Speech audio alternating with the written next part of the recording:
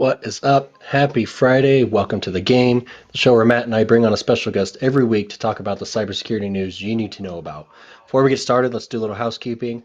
You're watching this on YouTube, so you know I'm going to ask you to click all the buttons down there, turn that red subscribe button gray, click that notification bell. We want you here with us every week.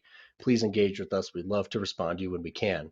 Also, shameless plug, we need to discuss security boot camp. A lot of you signed up. We filled security boot camp in 36 hours.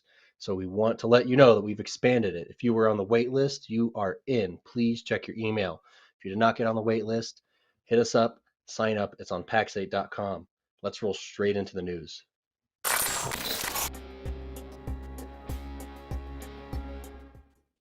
Matt, what kind of shenanigans do we got this week? Well, we've always got a fair amount of shenanigans. We're a shenanigans-heavy duo here. We have some articles, I think, centered around insurance. And before I pull up the first article, I just want to set the stage for anybody that's just watching this, is that at this point in kind of our situation, the insurance market has been hardening now for about 16, 17 months around cybersecurity, right? It started initially in June of last year when the shot fired around the world was Travelers Insurance saying you have to have MFA on every single switch and every single thing you own, essentially. You fast forward through some of the articles we've covered before, talking about insurance subrogation and insurance risk and insurance. And so we've focused very heavily on the insurance risk side of things. And we're not going to stray too far from that today, Dom, right? But let's bring up that first article. And this one involves Lloyd's of London. So Lloyd's of London is a reinsurer. And so if anybody's not familiar with the way insurance typically works, is they're typically made as risk pools, right? And then those get reinsured, where reinsurers take some degree of the risk of that entire pool of insurance and say that they'll be a funding source of that. The challenge is that if you own an insurance product and you cannot get it reinsured, it means your capital is limited to whatever your risk profile is and your risk tolerance as an entity, combined with what money you have, essentially. So Lloyd's of London has come out after the lawsuit from Merck, which happened last year or earlier this year, where Merck won against AIG, where AIG tried to say nation state actors were involved in the NotPetya attack, which is true. And as a result, because their language in the insurance guide wasn't sound enough, it wasn't descriptive enough, it wasn't down to be able to make a determination, they essentially said, no, you don't have a case here. And so AIG lost, at least before appellate court, $1.7 billion on an insurance. Fast forward a few months and almost instantaneously thereafter, you started seeing insurers add better definitions of a nation state actor, or an act of war clause is normally determined in insurance. And that's that simple concept that insurance is meant to deal with one-off calamities, issues that are directly with you, not an invading army. Right. And so that's where the origins of this came from. But Lloyd's of London is saying, we won't reinsure anything that doesn't have this clause language in it. Right. And so if you look at what that means, it's really going to mean more hardening of this market. Right, Dom? What are your thoughts? I'm going to repeat myself again and say it's about time. Right. But I think the act of war case was super interesting because typically an act of war involves some sort of military sponsored endeavor. Kineticism, right? Like some sort. Yes, kinetic activity, as you might call it. Yeah. So I think that the AIG case opened a can of worms, right? And it opened a can of worms that they have to tighten up what they're doing. But at the same time, I think you see nation states targeting whatever they can target, right? With some exception. Yeah. I think your general nation state organizations are just going after information. Obviously, Merck is an extremely valuable an espionage conversation. Yeah. Right. But we also see it in the broad base of our economy. So what I'm worried about is, NotPetya or insert nation state sponsored threat actor here is going to continue to attack a broad base, and a lot of run-of-the-mill customers that aren't, Merck scale are going to be screwed in this. Well, and I think what that's really happening, if we bring it back to like what the outcome is, if you're an insurer and you now are making it to where attribution is required before determining payout, well, attribution is really tough, right? Most of the time, if I'm doing nefarious activities, I'm not doing it from my machine. I have some degree of OPSEC. I'm doing it from some pwned your grandma's machine in Iowa, right? And so you get into some of these things where the attribution challenge means you can take this to the courts. as opposed to some hardline definition of loss. And I think that makes the insurance market even spongier in some cases, because now you have this lack of belief you may be paid as you start seeing this play out. So just one of those things further kind of highlighting the insurance market is driving more change in cybersecurity than anything else so far, in my mind. Now, a little bit off topic, if we want to kick up the next news article, this one's a little off topic, but it's again in the same vein of companies have had fair, but American public has had this expectation that these corporations have it together. We have this belief that if it's a big company, they've certainly covered it. I know I'm a little old guy or gal, and cybersecurity doesn't matter as much to me, but these big companies, they got us taken care of. And we've seen throughout capitalism that not be the truth quite often, right? I mean, if you look at the way banks had leveraged money and funds, and then CMOs as late as now. But what's this new article, Dom? So this one's from CNN. So this one made the big time. And if you're familiar with Mudge, it's Peter, and it's one of those I only know by pseudonym. What's his last name? Zatko? That's right. Yeah, Peter Zatko came out. Yeah, he resigned from Twitter quite dramatically, but he came out with a whistleblow, right? And I think we could just leave it in a nutshell and let folks read for themselves. His whistleblowing statement is that, hey, Twitter really sucks at security and they're not doing anything about it. And I think the broader implication here is that they're not willing to do anything about it, which is, frankly, I'll be honest, I'm not shocked. Right, I kind of just assume that anything I put into Twitter or Facebook or any of it is just ripe for being wherever it's going to end up, right? But like you said, the general public doesn't have that sentiment, or they might now, but they did not have that sentiment. Yeah. Right. So you have this massive whistleblowing case against such a massive organization, and there's a lot of moving pieces here because we're talking about Twitter and some potential acquisition drama that was happening and everything else. Right. But long story short, I think we're seeing, again, the proliferation of whistleblowers being a real driver of change, whether it's good or bad. So definitely please check out the article. You should definitely read into this one. It's obviously a huge case, but I think it can have effects on smaller entities in the future. Definitely check it out. It's an interesting read, first of all. One thing to note is they hired Mudge after an incident. Right. If you recall, this was after their first time of being called out for this. And Mudge came in and says, listen, I will consult with you. I will save the day. I will give you my knowledge and my background and understanding as a hacker. And if you recall, as a security professional, and I don't know if this still holds true for you and Nathan as well, but, you sometimes want to tackle the hard problem. Somebody pointed out on LinkedIn and on Twitter kind of went nuts of, that's a CISO's job. Their job is to suffer and to fail. No. My job is to make sure that the other 1,400 employees at the company I work for in some way have a job tomorrow and can continue doing business and their family is fed and they're right. And so when you find someone in that executive position, like what Brad, our CISO, holds, or what Mudge in that case would have been holding, it was genuinely to protect the livelihoods of the other people that worked there and the things that were created and the data of these citizens and the fiduciary responsibilities. And so the challenge, you also have to think about it from the scale of social media company. I literally just Googled this. So, 2019. Well, that's the quick search. We don't have time. But in 2019, they had 290.5 million users. 290.5 million now accounts. Let's say accounts because I do. That is the highly contested conversation right now, isn't it? That's the billion-dollar question. Out of those 290.5 million accounts, let's assume that at least 100 million of them are humans or people, who provided their data. Right, and the same only goes for 50 any million company. are real people. The other 50 are hackers. Well, actors. But it's okay. But let's assume for a second that they have 100 million unique customers, right? And you can scale this out to any business you want. You can scale out to Pax8. We serve a lot of partners, and by extension, their downstream customers, or Microsoft or Walmart, right? It doesn't matter. A CISO's job is to enable the company to operate at its best while protecting all of this stuff that they might be responsible for, right? And this whole 20-year-old analogy that the CISO's job is to be disgruntled, and we're about to get acronym called out, but I think Rob's on mute. Is that what's happening? He thinks he's calling us out for it, but he was on mute. So a CISO is a Chief Information Security Officer, head honcho Ah, in charge of cybersecurity. Um, but that was entertaining in the background there. But anyways, green room it's antics.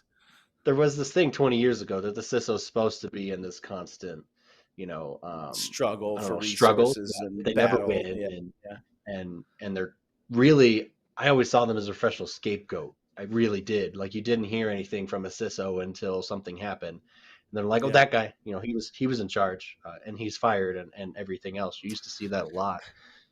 You know what though, Dom? There's a corollary here, and I only get one a day, so I'm happy it's late in the day, right? But there's a corollary. A CISO's role, even more so in the previous 5 years, has been one that knows the challenge, that's starting to understand the business risk, and is trying to find time Yes, to fight with the board and internal resources and stakeholders to solve these challenges, right? We've all been through that journey. Guess what other that journey is? It's the same journey of MSPs trying to explain to stakeholders and executives at their constituent clients about the things they know. You have right, this somewhat advisory CISO type role that's playing out where MSPs are saying, I need to add this product, I need to add these capabilities, I need to rise your price so we can do this, we need to do these things. And as they're doing that, they're fighting that same fight that, not unlike right. the kind of comment about the CISO's job is to struggle and figure these resources and try. No, you're placing MSPs in a position of adversarial statements instead of supporting the business objectives and driving things. And I But like I to think think of a that's where it CISO as a was, right? business And that was enabler. a good Yeah, one a yeah, day. But yeah, yeah, they are a business enabler, and I think now we recognize that more. And I think, CISOs absolutely still argue with the board, but if I was a CISO anywhere and I argued with the board long enough and didn't get the results I wanted, this is the exact course of action I take. Because I'd be like, well, obviously this is pointless, and we're responsible for 290.5 million accounts worth of data. I'm out, right? yeah, yeah. And I'm out publicly enough that I'm going to make Yes, sure everybody yes, knows I left for those principles, right? And I think that's what right. Mudge has done here is saying, hey, you know what? I am not going to be able to do this. And you have this like picture of the dumpster fire when the guy tosses the Yeah, match in, right? Like this is what this feels like to me. He's like, right, sink. right, Ironically, though, if we wanted to play conspiracy theory, it's not all that hard to believe that a guy who might lose a billion or two to have this right. data be very, very beneficial for not losing a billion or two, if we were to, dance around the subject. Perhaps, But perhaps. all right, we got one more news article. Let's go ahead and kick over to that for us, please. And this one's interesting because it's an article focused around the Australian cyber insurance premium market. It was on a insurance forum. But what was really interesting as we scroll down to this is they're starting to say that even though we know the insurance market's hardening, we know the insurance market's struggling, they're trying to figure out actual data. Like they did a really good job of talking about some of the forces at play of why this is the way it is. But there's one little section I really wanted to highlight, and it's possibly because it ties right into what Dom and I have been, preaching for the last almost year.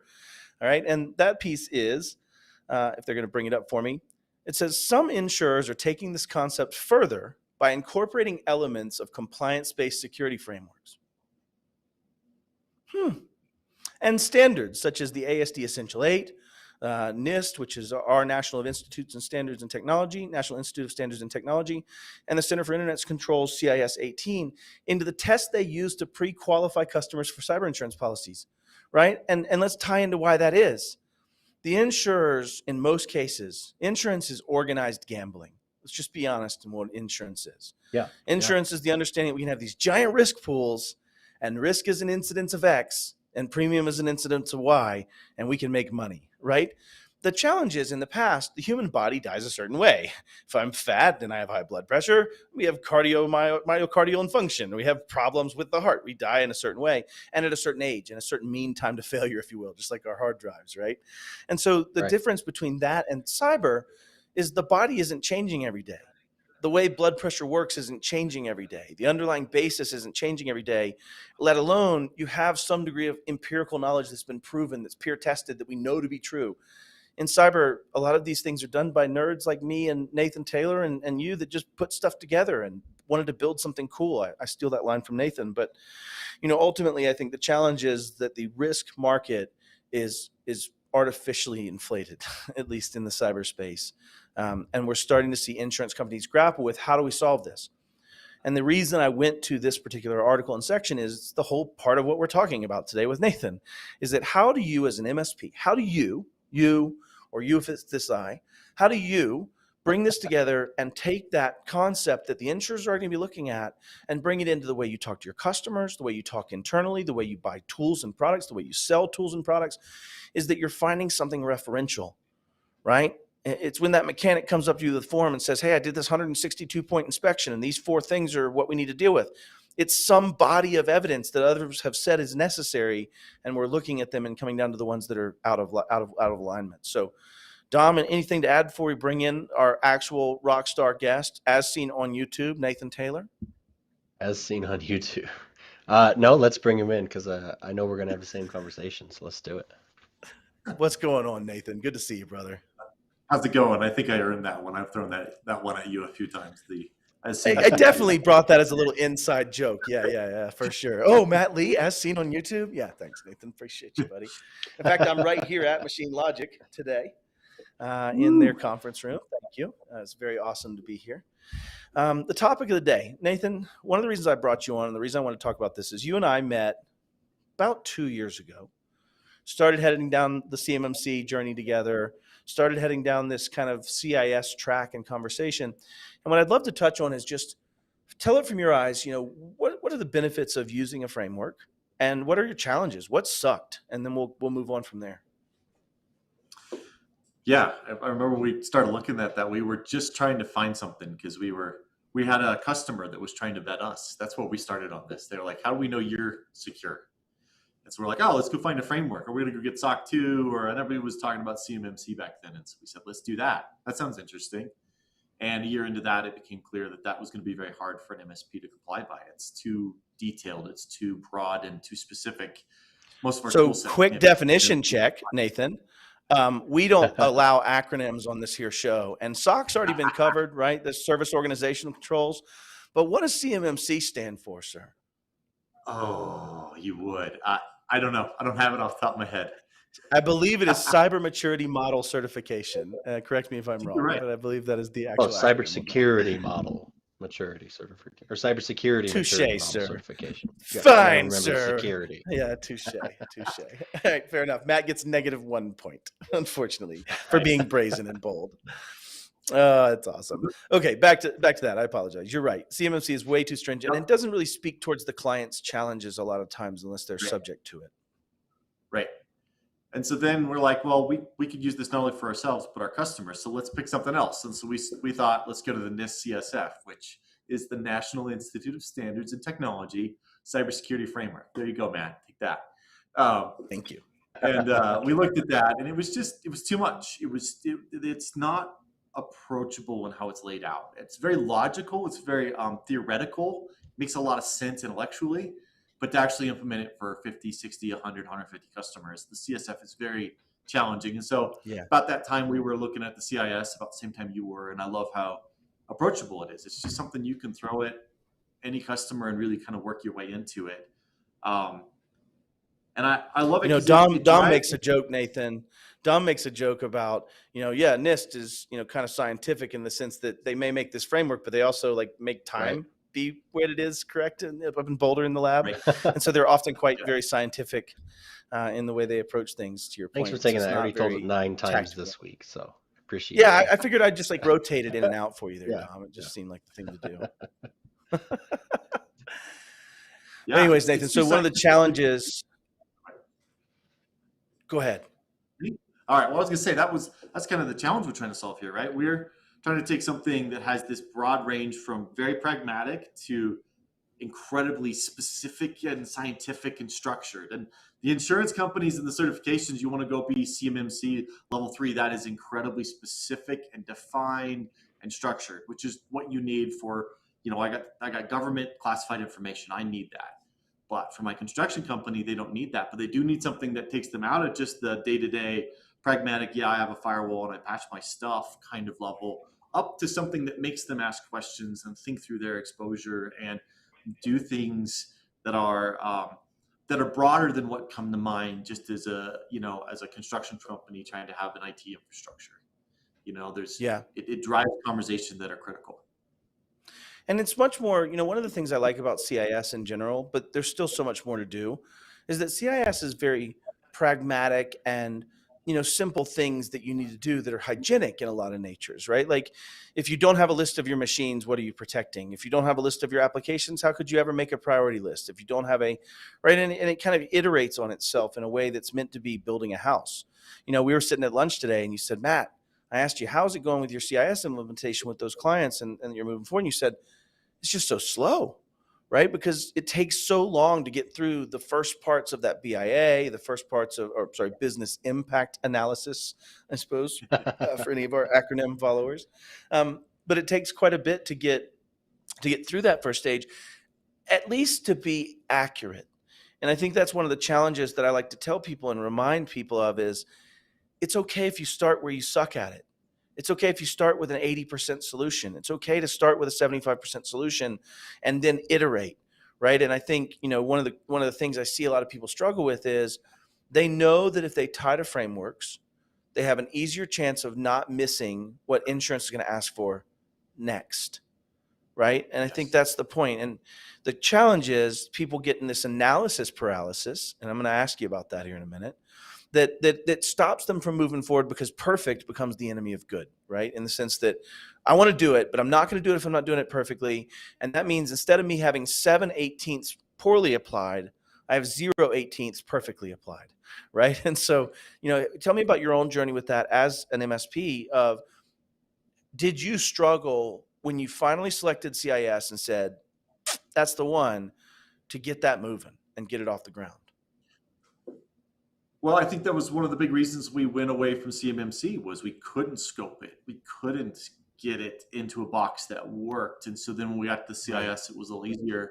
But I think some conversations with you and a couple other people in the industry really helped with the idea of scoping. This is a common concept in compliance environments is sometimes you have to scope some things. And I think for small business, we may have to do that. You may not be able to do an inventory that's perfect, that has every single cell phone and every single laptop and desktop that's connected to your 365. You may not be at that maturity model yet. Right. Well, you know what? If you have good record keeping on your what devices you have in RMM, that's technically an inventory. That's the start. So maybe you roll with that. Move on to number 2. Let's get a list of software. Well, do you need to have every single driver on every single endpoint? That's probably not valuable if you're just starting that. But if you could find the top 30 most important SaaS apps that your customer is using and get those in a list and start looking at them, that probably has a lot of value. That one printer driver probably doesn't, but that marketing tool that they've got a form on that people are submitting sensitive information to that you didn't know about, that's important. Now you have it in your list. Now you can secure it. Right. So I think that's exactly how you have to approach it. You have to go, okay, what can I do to get some value out of this control, to put a version 1 in place and then keep moving and then come back and iterate? Because in a year, you might be ready to throw, hey, we're putting compliance policies on 365.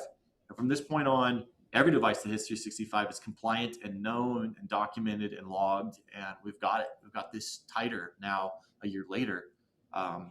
It's an iterative thing. And that's the value of it, I think. Man, I'm just going to hire you to teach my classes, Nathan Taylor. I'm done. That's it. You've already solved it. The joking aside, the real value in this is, and I hope people understand, this is a paradigm challenge. Paradigm is how you simply see the world, right? It's kind of the lens you look through. The paradigm challenge is that if you think about it from a security paradigm, then anything I do that protects me more than I was yesterday is an improvement. If you think about it from a compliance paradigm, however, anything I do that isn't complete didn't meet the need anyway. And I think the point I'm trying to make is that lean into the fact that as you harden RDP, as you add in something to collect and list assets that you now need to patch, as you start, even if you get 80% of it, you're now improving 80% of it, right? It's like saying I have these 97 problems as a football team, and if I can't solve them all, I'm not going to solve any of them. And I just want to caution people that start where you are and move through it and iterate. And I think you hit the point perfectly, Nathan, of saying, start with what's in your RMM.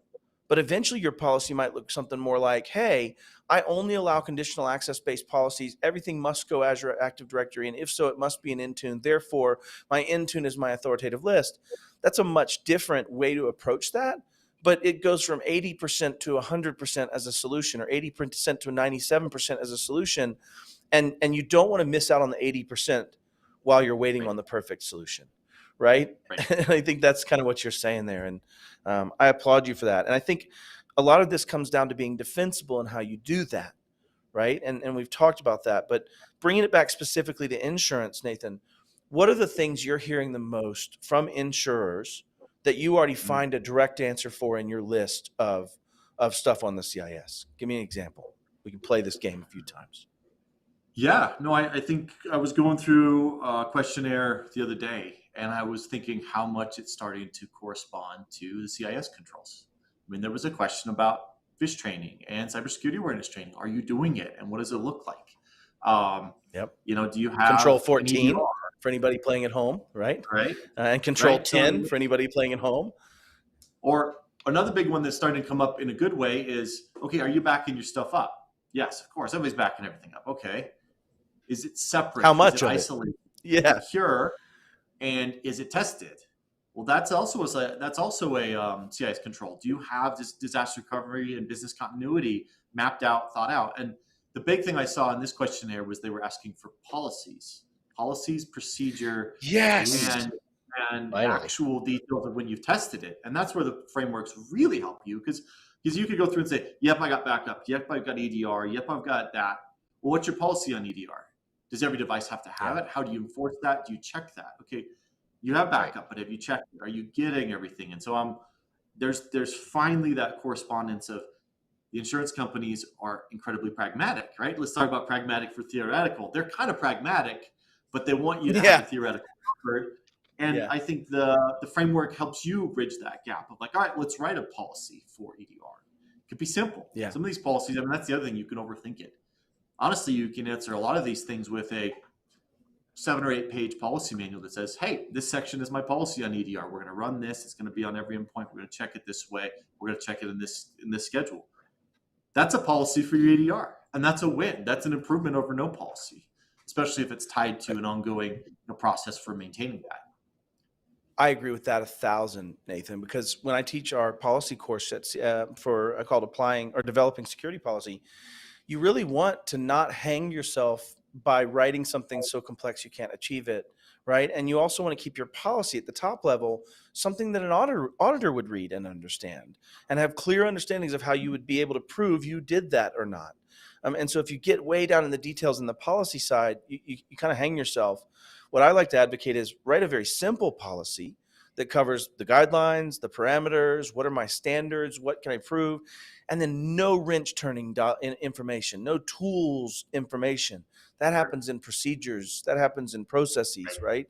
And so I think, to your point, in keeping this in the lens of the insurance side, having those policies and being able to make sure that you can, in a very easy way, without overcomplicating and making their head curl, show to an insurance company that yes, I have healthy policies.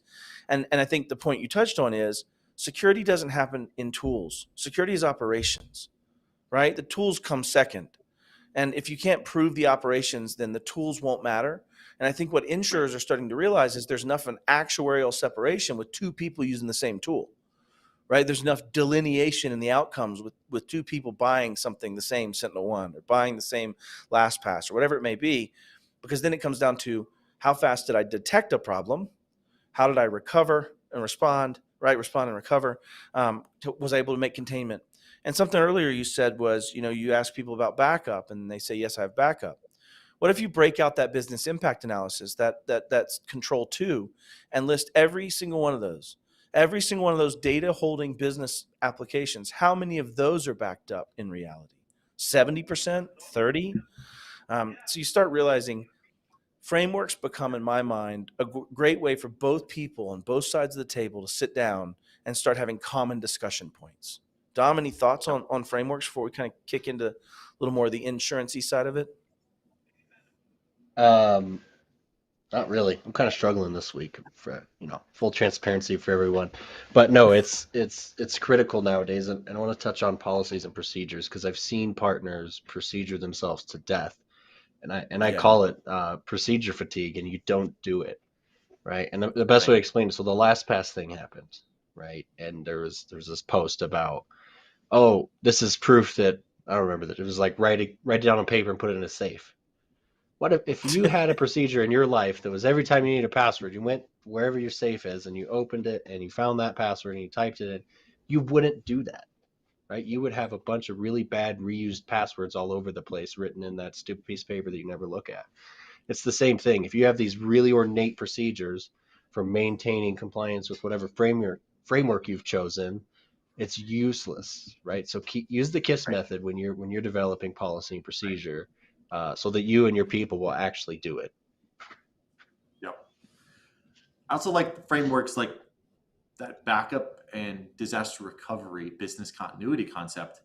I like it because it asks questions that nerds don't. Like, no, I got that backed up. I've had this conversation with 3 customers already. What are you doing to back up your GitHub? That's business critical, right? Oh yeah, absolutely. We're paying for the plan from GitHub that includes backup. And I go, okay, so remind me, the first conversation was you were worried about insider threat. If you piss off one of your key developers, does he have access to your GitHub? Oh yeah, he's an admin. So could he disable your backups? What about the backups? Yeah. Right. Yeah. Right. He could delete the backups when he was deleting all my data because he was mad at me. Yeah. You don't have a backup, man. You don't have business continuity. You don't have disaster recovery. You have a single point of failure that you've paid more to and has both points of failure. It's all in one, So it's also that mindset of like, all right, let's think through what that disaster recovery looks like. You have to. It wasn't even just that. You just touched. No. You just touched on something even bigger than that.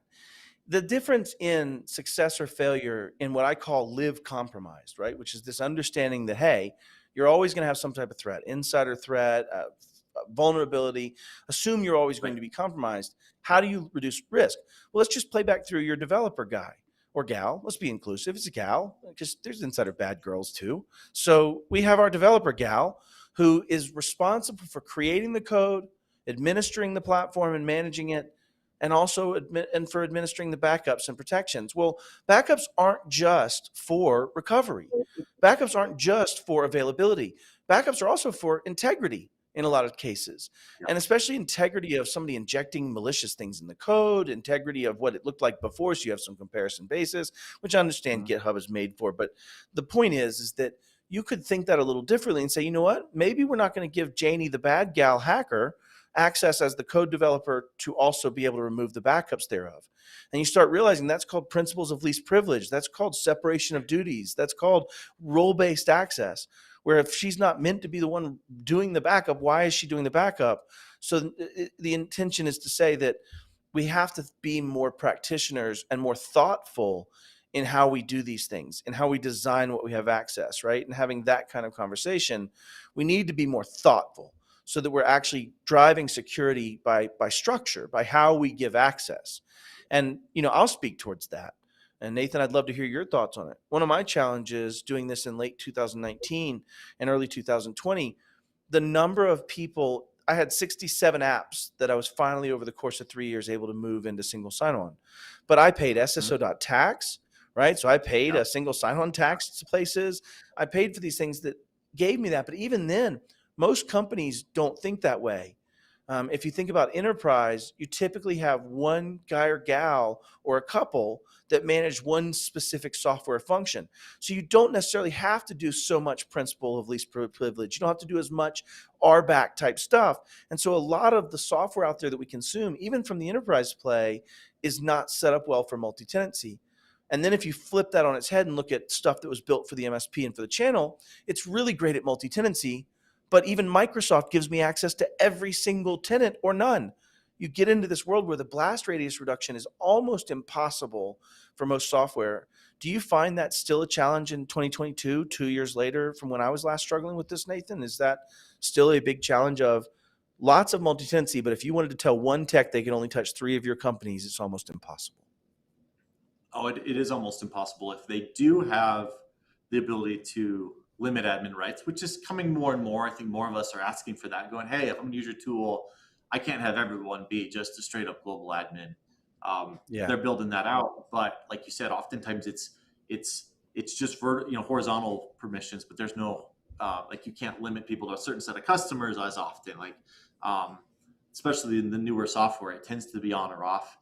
there's a lot of effort on that front. I think GDAP is an incredible effort for Microsoft to dial that in. Yep. But we're even seeing how much challenge that is for them with getting their APIs dialed in, and the same set of permissions over GDAP that you get over DAP is still a problem. And I don't envy that problem. They've got a lot of code to reconfigure to work through partner, but it's exactly like you said. The other problem I run into is take this to a customer level now. And now I got to have a conversation with somebody at a customer who may not have a lot of authority, but is involved in security, and say, hey, let's talk about who's admin on your GitHub account. Oh yeah, well, I've got 5 developers. Great. Well, they probably should not all be admin in GitHub. Yeah, but 3 of them will leave if we do anything. Right. And so I've got political problems here, right? Where it's like doing that least privilege, or like we've had the conversation a couple of times, and this is going to be an interesting one over the future is, well, we could single sign on GitHub, and then I get better reporting, and I control it through conditional access, and I have all this. Yeah, 4 of our developers use their personal accounts for work stuff, because that's how GitHub's built. And that's their identity. That's their digital identity. They're at work, but they're still themselves in their digital identity. Yeah. Also, I can't do single sign on. So, all right. So how do you want to approach this? We're not upsetting the apple cart. It was impossible to find developers. We got 4. We've got to keep them. Don't make them mad. All right, great. Well, let's talk about how that fits into this framework and how we're going to address that. They're really difficult challenges on this front ahead of us. Well, and I wanted to keep this mainly focused on insurance. And I think I'm going to try to take this from this lens.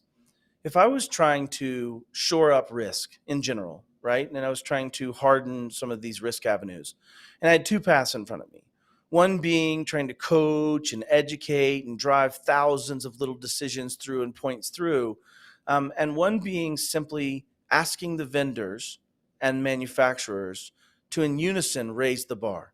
And you're starting to see that, right? We didn't make it as a news article, but the Federal Trade Commission has an open RFC right now, or a request for comment, for people to set bare minimum standards for cybersecurity practices inside businesses around privacy.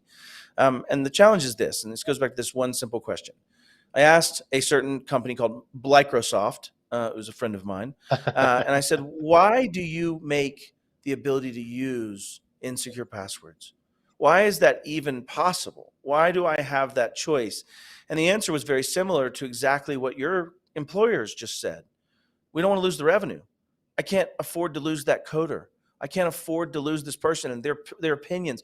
The challenge I think we face, and maybe we're racing towards this, and maybe insurance plays a large part, is if there were standards that had to exist and they were all universal, then the capitalistic playing field stays the same. If everyone had to switch to FIDO, and that was the only method, or MFA had to be on, and that was the only method, or conditional access had to be on, and that was the only method, then there would be no way for them to say, I'm going to quit and go somewhere else. You wouldn't find yourself in a world where that's possible for that employee. And so I think maybe I'm early on this thought process, but I believe insurance and banking will start to change to where some of this starts happening because the risk is borne by the vendor in a lot more cases now by the code they write. So, but back to getting cyber insurance, have you made any changes to using cyber as a way to push the framework? Have you flipped that coin on its head to say, you need to do this because this is what's going to help you get the insurance? Yeah, I think this is the great opportunity we've been looking for as MSPs. Cybersecurity insurance will drive your cybersecurity play if you let it, because we fought with customers to get MFA in for years. We've been trying for 5 years and had customers that were just like, nope, it's annoying, it's frustrating, I hate it. Second, they get something that says you're not getting cybersecurity insurance without MFA, they want to know why we don't have it on yet. And so instantly I get buy-in because their insurance company said we won't support you without it. And that's starting to happen across the board. And so it's this great opportunity. You're either ready for it and you're like, great, we've got solutions for that. I've been talking to you about that as part of our framework conversation. Hey, guess what? The new questionnaire came in. It's asking 25 questions that fits really nicely into the 18. Let me show you how it maps. That fits nicely into these 4 tools we've been telling you we have to invest in. And you're ready. You're ready to jump and take that opportunity where they're asking for the improvement. Insurance companies are saying, our actuarial tables say, we can't insure you unless you do these things. So do them. And the customers will go, well, I can't live without insurance. So they're going to do them. When we've had that exact conversation before, because if you're a business owner, if you're a business owner, you're taking risk by default. Like, it's just part of running a business. But if you're a smart business owner, you're really looking at what the risk is in front of you, what you need to mitigate, what you need to let off, what you just need to own, right? And insurance is the best mechanism, regardless of the type of insurance, it's the best mechanism in the world to let risk go, right? You still get to do the cool thing without the risk. So it's the number one motivator for any business owner. I'll only correct it a little bit just for non-summative reasons. You're not letting go of risk. You're simply offloading it and sharing it with someone else. And there's even risk in that sharing. But yes, I sorry, good old security nerd, try not to be super No, you're right. But, transferring said risk. Let's hit on risk though, because here's the other paradigm shift that's happening. I've gone into customers and they've said, well, why are we talking about cybersecurity? That's your job. You keep me safe. You take care of my security. And I don't think that's an uncommon belief. I'm paying this company $20,000 a year to do my IT. They've got cybersecurity covered. And that's one of the things frameworks really help you do, is they help you educate about shared risk. I share the risk with you. If you get hacked, it's not me getting hacked, it's you getting hacked. Now, hopefully I'm involved in help preventing that, but we may both end up in the news. It's actually, right now, it's your problem to report it if it happens. You're a HIPAA client. I'm not reporting it unless you won't, but that's your problem. I'm just here to help. We're trying to work on this together. And this shared risk model where they think we've got it covered, we need them to buy in. The frameworks tend to help with that. Let's talk about where all your software is. Oh, wow. Yeah, that accounting software that you run through the website that I have no access to, that's your problem. Now, I can give you encouragement and help you with ideas and concepts, but that's your risk, not mine. And I think the frameworks really do a good job of talking about it. Let's talk about policies and procedures and onboarding and offboarding and internal policies and accounting practices and stuff that normally they wouldn't ask me for input on. You also get into a position where using a framework to talk about risk in that lens and bringing it down to decisions can help with the real battle here. What I mean by that is, Dom, we won't name the vendor, but as we were going through our SOC 2, one of our vendors didn't have single sign-on, which was the requirement in the way we wrote our controls. Or MFA. And so it was a requirement in the way we wrote our controls. And we used that to do one of two things. It was going to happen one of two ways. We were either going to force them to put that into their software sprint to deal with that tech debt, to get that done so they can actually innovate, or we were going to leave them. And I think the challenge we face is that because there's this abstraction for the customer that Nathan's taking care of us, we're fine, then they don't necessarily feel like they have to choose the safe race car. They have to choose the vehicle that's not going to kill them. And a lot of these software vendors, when they say they went to cloud, they just virtualized and put you in an RDP session somewhere. I'm looking at you, Right Networks. I'm looking at you, QuickBooks managers out there in the old days, right? Like there's tons of that stuff where they didn't really go cloud. They didn't really improve. They just took more away from me and didn't give me more. And you have this situation where we almost have to executively coach these businesses how to strategically change vendors sometimes to meet these. How much better is it when you're coming after it saying, this one doesn't support control 10, this doesn't support control 2, this doesn't support control 3, this doesn't support control 14, it has a huge 15 risk. Okay, do you want to stay with this vendor or the other one? Well, the other vendor is now cloud and it's all beautiful. It's SSO. They have very published risk standards. They have very modern coding practices, but it's going to cost me a year of operational work as a company to change between the old software for a line of business and the new. And that's a hard task. And oftentimes we're leaving MSPs and companies protecting assets that are unprotectable, right? In a lot of ways, or absolute trash, or they themselves create the risk.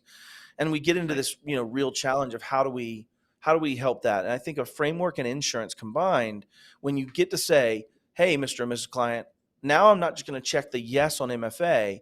I'm going to take your business impact analysis. I'm going to lift every one of them to the insurer and tell them what's got MFA, what's SSO, and what's not. That way, when they come back to sue me, I didn't give them a binary answer.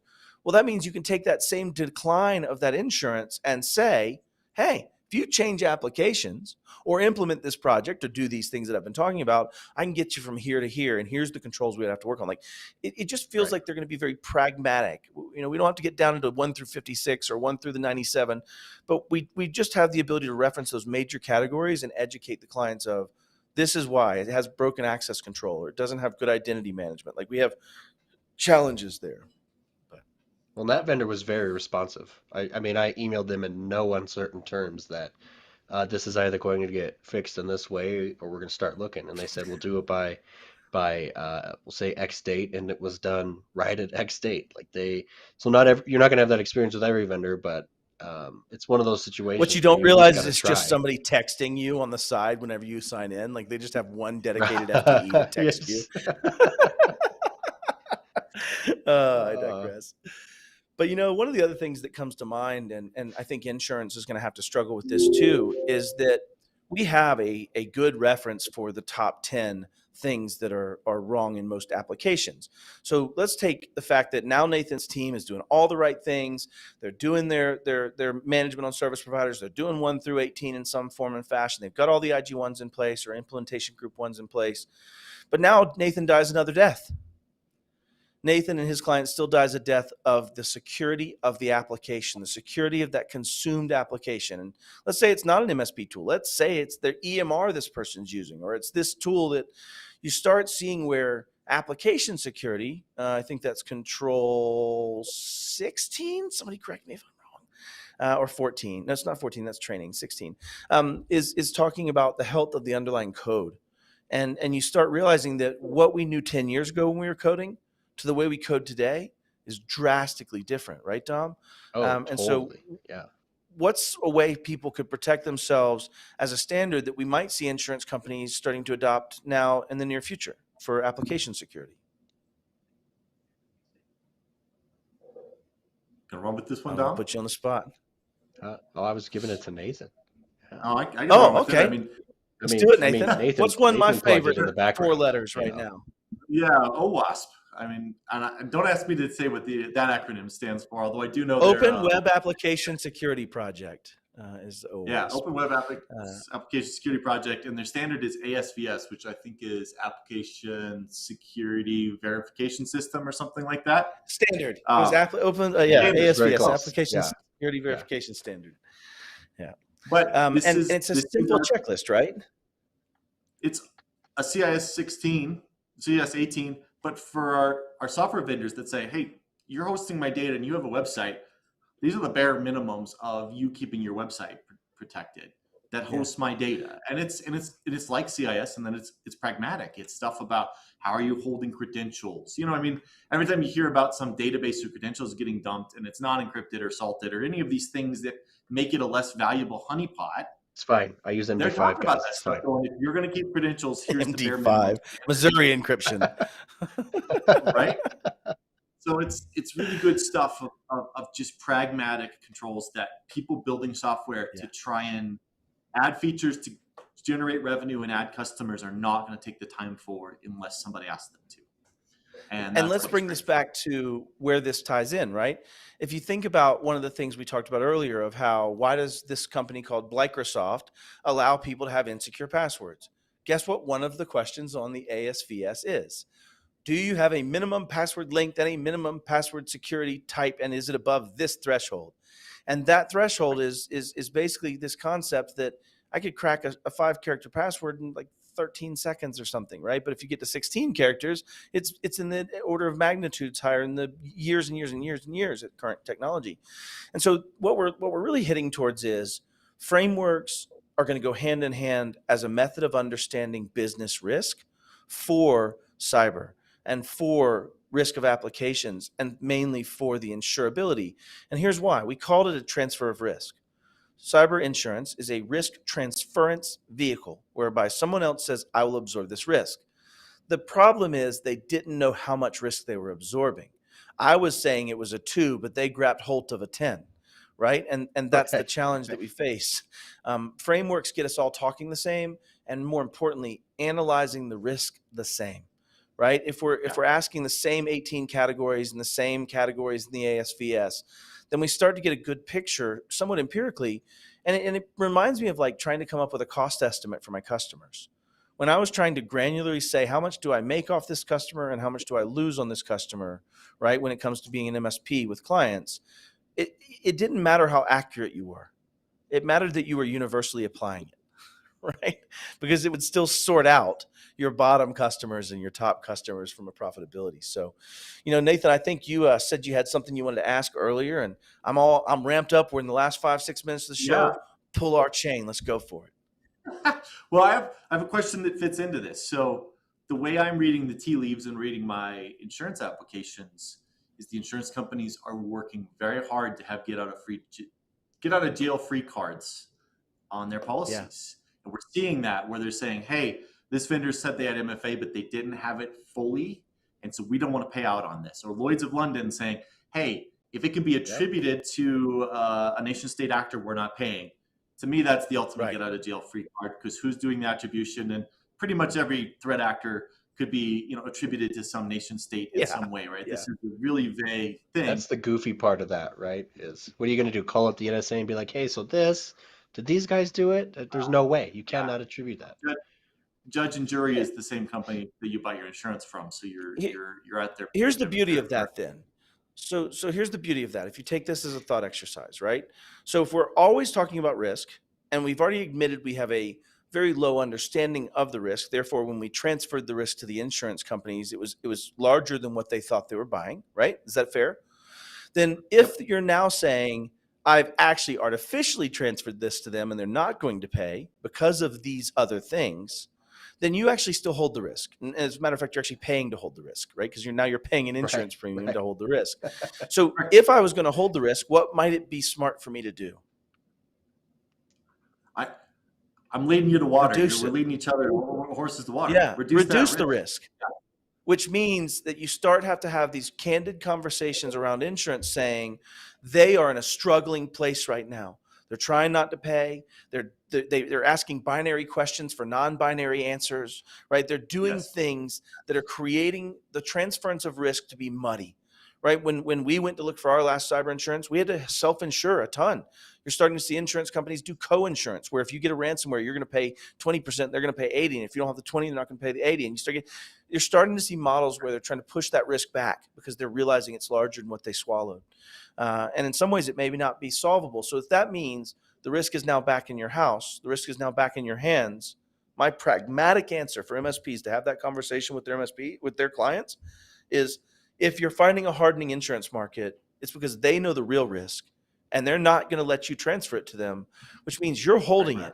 Well, if you're holding it, let's take some steps, even if they're painful, even if it's things you don't like, even if it's things that's going to get you, into a lot of operational challenge initially. Let's take some time to get through that now while we hold this risk. And so it makes it cheaper and more effective to transfer the remainder of that risk, right? And I think that the point that I'm trying to make is this is two sides of the same coin. We're kicking a ball back and forth over the volleyball net with the insurers, and they're actually helping you drive that message home with your clients because they already are trusted. Our industry isn't really trusted, right? If I come in and say something and Nathan comes in and says something, it's all about the good looks, which I don't have, and that shiny faced bastard does. But it's about that ability to go convince someone right now. Insurance has already convinced them. When the building burned down, they knew the fire risk. They paid it. They got their building built back up. When that one drunk dump truck driver hit 5 kids, their insurance paid out. They didn't have to pay it and die as a company. So you start seeing this world where they've already been trusted and they're now our best advocates, right? And leaning into those insurance players is going to be a huge step forward for us. My big prediction is the next step is banks. Banks hold the equal distant amount of risk. And if that risk comes back to a company that had a loan, and it's not the same size they kicked over the fence to the insurance company, and now they lose, the bank is the one holding the loan. And my personal guarantee is not all that great if I'm not able to pay the original part and I lose my company. So you start realizing the banks are going to start lending based on security risk. And I would wager they're going to use the same frameworks. And you're going to start having more and more things that as an MSP, if you're not able to answer these questions, if you're not able to tie it to some framework, what's a CIS? If that's the first word out of your mouth when the insurer comes calling and the banker comes calling, you're going to be behind. So that's at least why I wanted to have this conversation today is as an MSP, adopt frameworks, talk about insurance, talk about risk. Cybersecurity is just risk. It's just risk.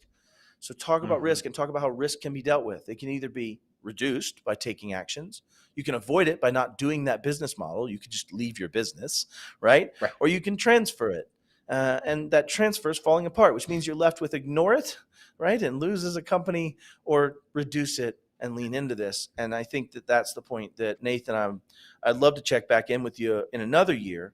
You've been about 6 months on this journey of diving into frameworks too, but diving headlong into frameworks. but I'd love to follow back up with you down the road on that. So for sure. What's your biggest success, Nathan? Let's lay this out. One client, one meeting, one standout around this. What's that one thing where you walked out and said, we're on the right track? We earned the trust of a CEO that didn't trust the previous MSP. And we showed up and he's like, hey, I got all this stuff. And our pragmatic approach to asking questions about security opened doors with that customer, where he's asking us questions and bringing us into conversations that I know the previous provider never got to.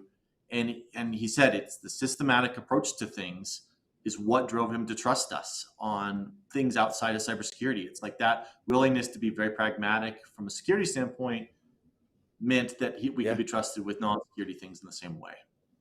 You know why? It was wonderful. Because you used a referential object. When we start talking about this, if my doctor comes in the room and says, I want you to know I'm the best fat guy specialist there is. Man, listen, I got this. It's so money. I'm going to solve this. I got the best. Or if my doctor comes in and goes, hey, your blood pressure because of this combined with the extra capillary length based on the AMA says that your overall risk of a heart attack is increased by this much. What a difference. And I think the point is that we're so used to being that smart guy or gal in the room, that hero rock star that we all love to be as technicians, that we lean into that rather than leaning into finding pragmatic ways to reference something that is anybody can go look up, that's a teaching tool that's now a standard. And back to your point with that biggest win of that CEO going, man, you're really pragmatic and strategic. Haha, joke's on you, just reading 1 through 18, right? Like, you know what I mean? And so it's... But I really do believe that is the future, and that we will become a more professional set of humans delivering these services as a result. And I think you've already seen it. So, Dom, if you want to get us closed out, brother, we're right out of time, and we'd love to let y'all go. And thank you for being with us. All the time you have. Nathan, thanks so much for coming. This was a great conversation. It's a really important conversation.